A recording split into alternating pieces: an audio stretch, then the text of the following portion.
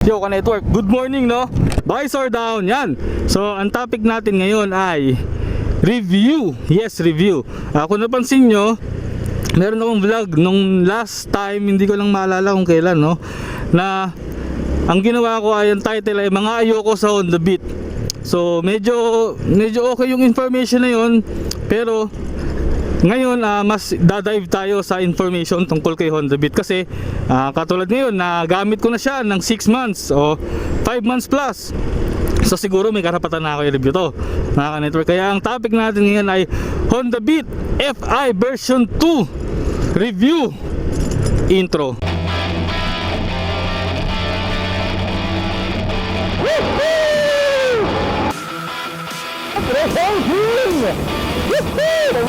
Visor down!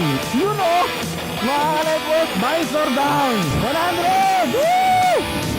Meron na tayo ARCR no, mga ka-network. Yun mga ka-network no?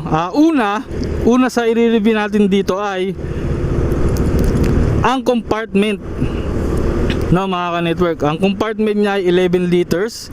So meron na kayo papapanood sa inyong video. O sakto, stop, di ba? O ito, panoorin nyo muna yung video. Yun, ito yung compartment niya.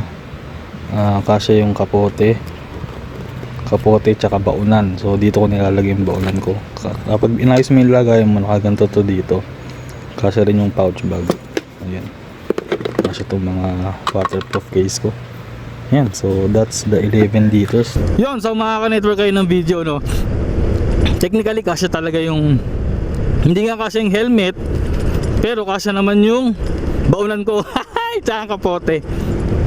Ano ba yan? Lunok ako ng lunok. Ang dami kong laway. Yun, tapos pangalawa natin i-review ang gas no, ang gas tank. 4 na litro mga ka-network.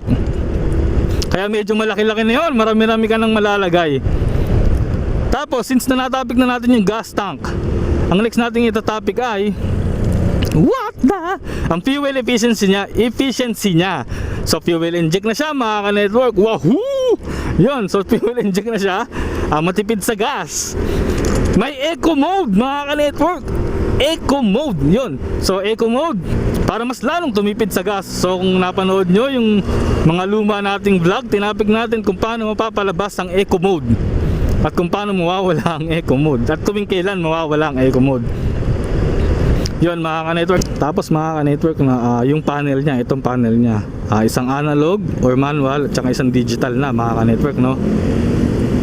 Sakto, nag-go na. Tapos ang nagustuhan ko sa kanya yung handling niya. Napaka-stable niya. Actually kahit yung katawan ko lang ang galaw-galawin ko, kahit naka-stop pumipiyok pa no. Kahit naka-stop, kaya mo siyang galawin ng maayos kasi magaan lang siya. Tapos maliit. Yes, maliit siya. Kaya mo siyang isingit-singit sa traffic. So pag nata-traffic ka, singit-singit ka. Pero hindi ko yun ina-advise no mga ka-network. Sa mga pangangailangan lang talaga. Kasi sumunod tayo sa rules. Yan, sumunod tayo sa rules. Motorcycle lane dito sa EDSA, itong part na to. Yan. So ayun ang mga magagandang katangian itong bagong Honda Beat FI version 2 2020. So Sid, bakit hindi mo sinama yung mga iba? So kasi yung iba mga ka-networks, design yun, so pinapahaba lang yun ng topic ni Honda. Design, ganun lang naman na. Tapos sabihin lang hindi na to carb, FI na, ganun yun mga ka-network. Sa akin tinakil natin yung mga malulupit lang, yung mga dapat nyong malaman para bilhin nyo na ang Honda Beat FI version 2. Yun nga lang, maliit lang talaga. So ito naman ang mga hindi ko nagustuhan. Siyempre review, hindi naman puro magaganda yung nasa review mo.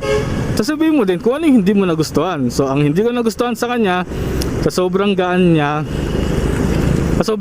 mga ka-network. Nakita niya yan mga na yan, square na yan sa ilalim. Yun, yan mga square na yan, tsaka yung linyang puti na yan, kaya kanyang iusog. Yes, ka-network.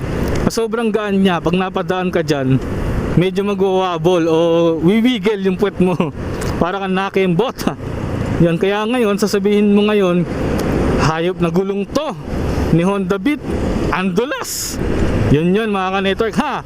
Kasi may mga napapansin tayong mga mga veterans, mga veterano na gumagamit ng Honda Beat FI o Honda Beat, sinasabi nila hindi naman madulas yung gulong namin, 3 taon ko nagamit.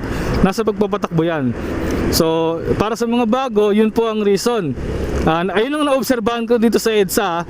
Kasi noon, tama yung pressure ng gulong ko, 32 PSI sa likod, 29 sa harap. Pag napapadaan ako sa mga yan, talagang inuusog yung puwet ko.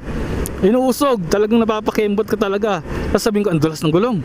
Pansin niyo yung mga luma akong vlog yung sinasabi ko. Tapos may nagpayo nga sa akin, bawasan ng pressure. Yun, hindi na ako, nararamdaman ko pa rin yung pagkausog, pero hindi na ganun ka-solid yung pagkausog sa akin. Kahit pa paano, controllable naman.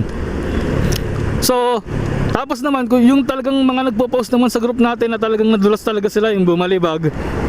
Ganun po talaga yun. Meron po talaga mga gulong na madulas kapag kabasa. Pagkabasa, mga ka-network, no. So itong Honda Beat natin, pag hindi naman alanganin yung lapat ng gulong, hindi naman po siya dudulas. So kung mabagal naman po kayo na nadulas, malamang alanganin po yung lapat ng gulong nyo noon. Meron kayong hindi napansin na nakaumbok na konti, tapos dun tumama. Kasi nga po magaan yung Honda Beat natin, katulad ng pinapaliwanag ko kanina.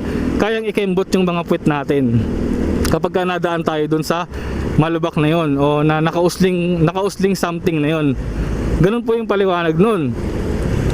Kaya magaan po si Honda Beat. Regard naman sa gulong, tama lang naman po yung kapit niya. Para sa akin, para sa akin. Yun, tapos ang isa pang ayaw ko dito sa Honda Beat FI version 2, yung katulad ng topic ko kaninang isang kagandahan niya, yung maliit na pwede mong isingit-singit sa traffic. Ito naman po ngayon, nung bago kong nabili tong Honda Beat, gandang-ganda talaga ako, feeling ko ang laki-laki niya. Ngayon naman parang ang naisip ko naman, ang late niya, lagi akong binubuli, parang ganyan, no. Parang ganyan, yung longest na yan. Ganon, bubulihin ka talaga, wala ka pong magagawa dun eh. Ang galing, no, natapat pa yung sample, no.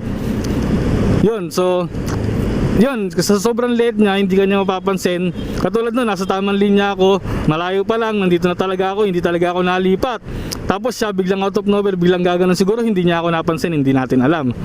Yun, mga ka-network. So ayun yung advantage, sa review natin, ayun ang advantage at saka disadvantage nitong Honda Beat.